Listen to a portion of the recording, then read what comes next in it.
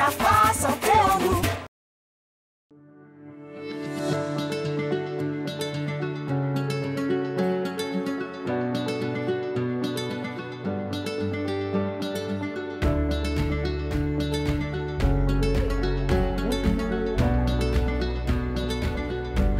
C'est une journée qui avait pour objectif de sensibiliser les enfants à la problématique chlordécone de manière plus large à la problématique de la pollution des sols.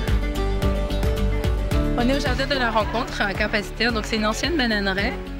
Donc on avait envie aussi de montrer que voilà, il y a de la chlordécone, mais c'est pas pour autant qu'on peut pas faire autre chose.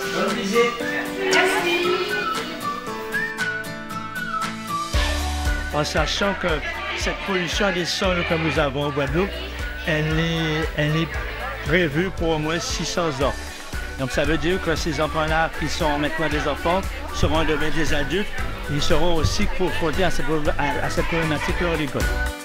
Il y a des choses qu'on peut planter et on a aimé le concept, le cadre, un grand carbet, des jolies plantes, un gazon. Les enfants n'ont pas été de courir, de crier, ils se sont amusés, ils étaient contents de tomber dans l'herbe.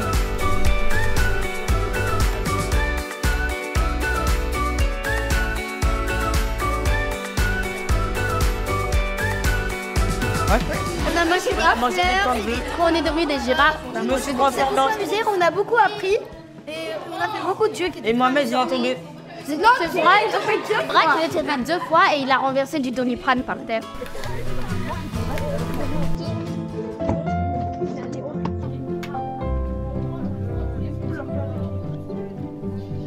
Ils ont vraiment pu, par le jeu, approcher cette question-là, parce que la chlordécone, on ne la voit pas, on ne la sent pas, et c'est quelque chose qui a été épandu dans notre environnement bien avant leur naissance. Donc c'était le moyen, en fait, pour eux d'approcher cette question, cette problématique, de façon plus concrète.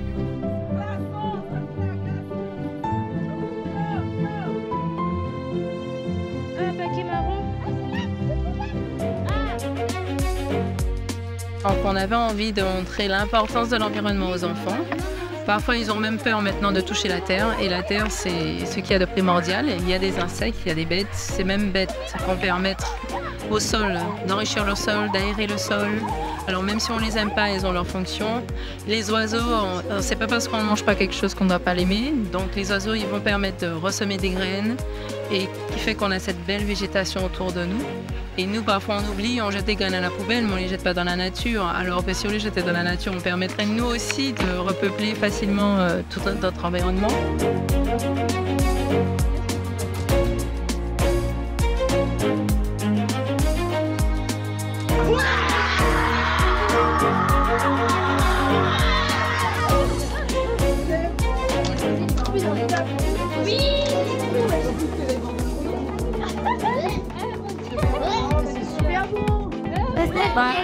Oui, la stevia, c'est une sorte de fleur rose. Non, c'est une fleur blanche avec une sorte de noyau jaune. Et c'est bon, c'est... Dans ce moment, c'est comme... C'est un acide. Oui, c'est acide. Et les fleurs bleues, avec oui, des fleurs. Il y avait quand on les mangeait, notre langue, elle était bleue. Ils ne sont pas du tout à côté de la plaque. On sent qu'ils ont déjà reçu en amont une sensibilisation, ce qui fait que ce matin, ils ne se sont pas retrouvés sur un terrain trop inconnu pour eux. Donc, ils ont bien participé.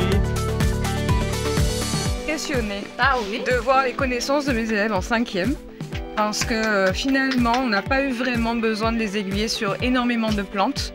Beaucoup, en fait, ils se sont entraidés. Beaucoup de nos élèves connaissent des plantes médicinales, alors que concrètement, on ne peut pas dire que ce soit dans leur quotidien. Et j'avoue que j'ai été impressionnée par ça.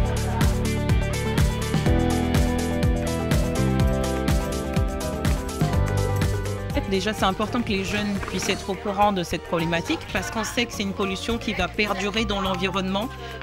Aujourd'hui, les modèles nous disent que ça va perdurer 600 ans. Il y a des espoirs avec la recherche de dépollution. Il y a aussi peut-être une dépollution naturelle, une dégradation naturellement qui va se faire plus rapidement. Mais en fait, les enfants seront les adultes de demain et pour qu'ils puissent faire des choix éclairés, pour qu'ils puissent préserver leur santé, c'est très important de communiquer à leur endroit et de faire quelque chose vraiment de qualité à leur endroit, qu'ils bénéficient vraiment d'une sensibilisation qui leur permette de bien comprendre les enjeux, quels ont les effets sur la santé, qu'est-ce qui est contaminé, que toute la Guadeloupe n'est pas polluée et surtout qu'ils ne se détournent pas du manger local, qu'ils puissent continuer à manger leurs dashi, leurs produits pays, leurs fruits à pain, en fait en préservant leur santé et en étant tout à fait à l'aise avec ce patrimoine qu'ils ont dans leur pays. Et ce qu'on a fait, c'est dérouler en 3 phases. Donc d'abord une visite du jardin, ensuite une phase de jeu, et là maintenant on va avoir une phase de dégustation. Donc on y va avec tous les sens en fait, la vue, l'ouïe, l'écoute, vraiment pour qu'à la fin de la matinée ils aient fait le tour de la question.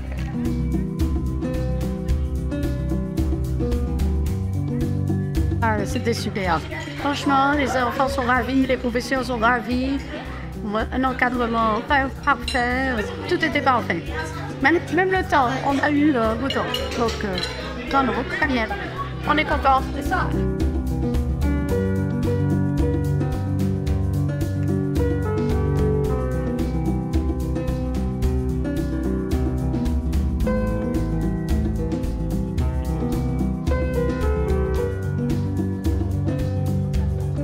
Et je suis vraiment très contente de voir que finalement vous vous intéressez à la biodiversité de votre île, quoi. Et ça c'est important pour pouvoir la connaître et la préserver.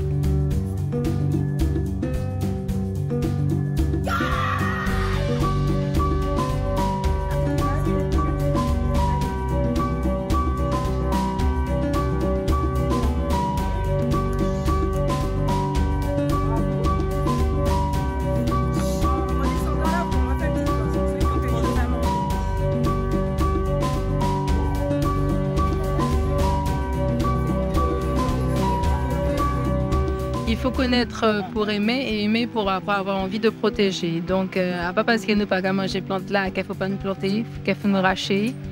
Que ce soit miel, papillon, si nous aimons papillon là, il faut nous aimer chenille là. Donc, pas de produits, on respecte la nature, c'est pour nous-mêmes.